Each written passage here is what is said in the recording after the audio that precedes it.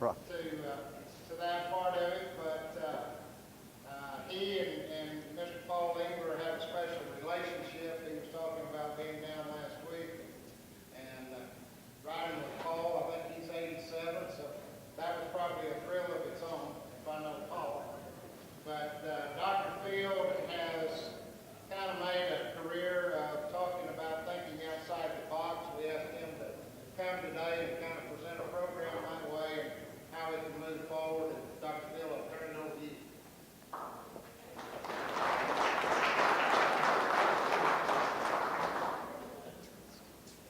Thanks, James. It's a pleasure to be here and an honor to be at such a monumental event for this particular ranch. Mrs. Bradley is someone that I've admired for a long, long time, and so to be here on the 60th sale day with her and her family is really a special honor. So I think it's, in light of that, the most important thing that we can do for starters is to make the technology work, is to think a little bit about how we're going to spend our time together, okay? Now, this is the good news about being the out-of-town speaker. By being from out of town, you'll be polite to me for the first 20 minutes. Right? Because I'm from out of town and this is Texas and you're polite people. I'm lucky enough to be married to a Texan. And then I get about 20 minutes of just question of kind of, you know, I'm not sure this guy's all right, and then I better be done before the tide turns on me. I do want to take a second and celebrate this special lady, and I think it would be really appropriate if right now we just gave a round of applause to Minnie Lou Bradley.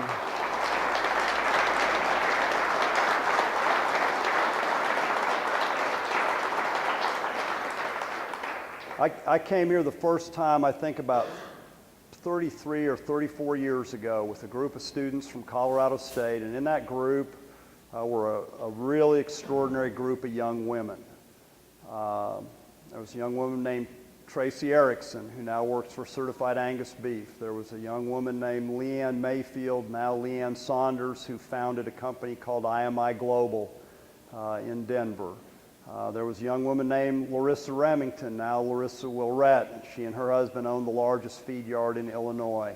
And there was a young woman named Sarah Kettle from Westcliff, Colorado, who eventually returned back to the ranch solely based on the half day that we spent at this place.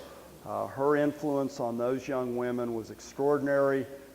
And I'm just so proud to know her and to know her family.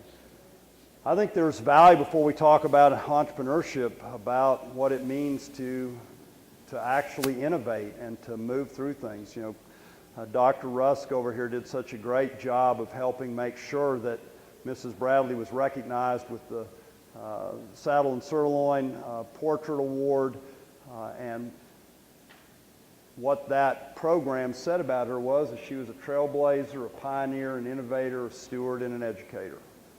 And in truth, if we were really being fair, she'd be up here talking and I'd be back there taking notes.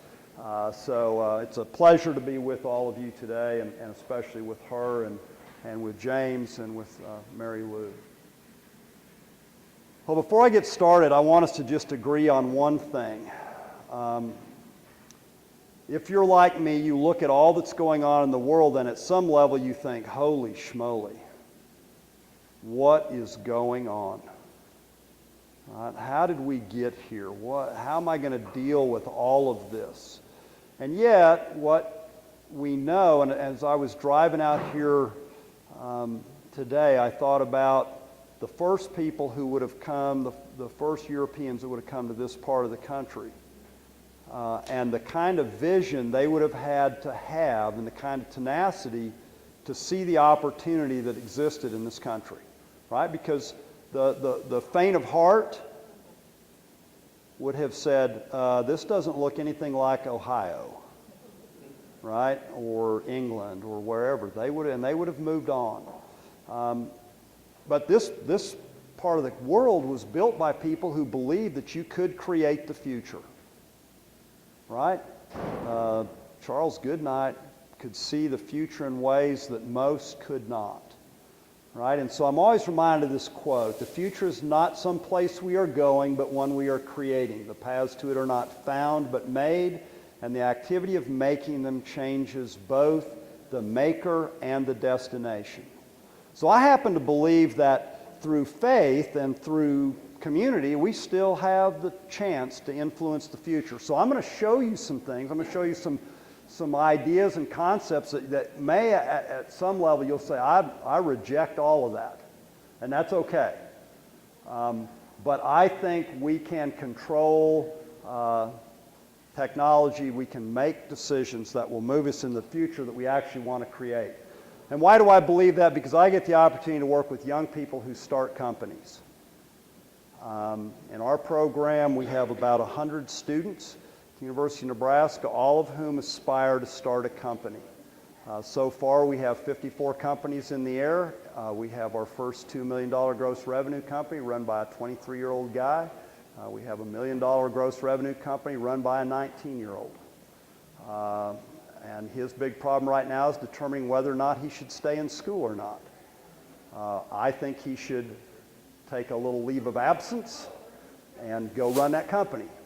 His mother thinks he should get a diploma, so we're trying to negotiate that out right now. They come from all over, all kinds of ideas, all kinds of companies, and here's the message that I'm only promoting our program for just a quick second, and it's only to say this next generation is far better than they're given credit for, especially if they come from rural places. It is amazing the power of the really good ones in this generation. Clint, I think you'd probably agree with me. The good ones are better than they have absolutely ever been in history. So we are not in bad shape given the next generation of real leaders. The challenge is the gap between the great ones and the rest. And that's our challenge, is how do we narrow that gap? So let me put a couple of things to bed right off the bat, okay? So one, this is mostly so that you know that I do have a dog in the hunt. I own a ranch in western Colorado. We run about 400 commercial cows. Have that ownership with my two brothers, and we are non-resident owners. We are there, each of us, about a month out of the year, but a ranch that's run by a long-term manager and crew. But I have a dog in the hunt. I worry about this business every day. And because of that, I have enough respect for what you do to not come in here and tell you how to run a ranch. I promise you I will not do that. You will not hear me say that at all today. And if I do, just jump up and hit me, because I'm breaking my promise if I do that. You know how to run your ranch. Now, I do have an obligation to come in here and help you think about the future through a different lens. That's what we do in the world of entrepreneurship, is how do we see the world differently than we see it today? So to do that, the first thing we have to accept is the words of, and I can't even say this guy's name, Shishimu Yukichiwawa of Toyota. He was the CEO a long time ago, and he said the most important thing of all in business: no problem is problem. No problem is problem. My father, who was a master sergeant, put it like this: if your advance is going too well, you are about to get ambushed. Right? And that's the reality. No problem is problem. Now, this guy I know better, right? Captain Jack Sparrow from the Disney movies. The problem is not the problem. The problem is your attitude about the problem.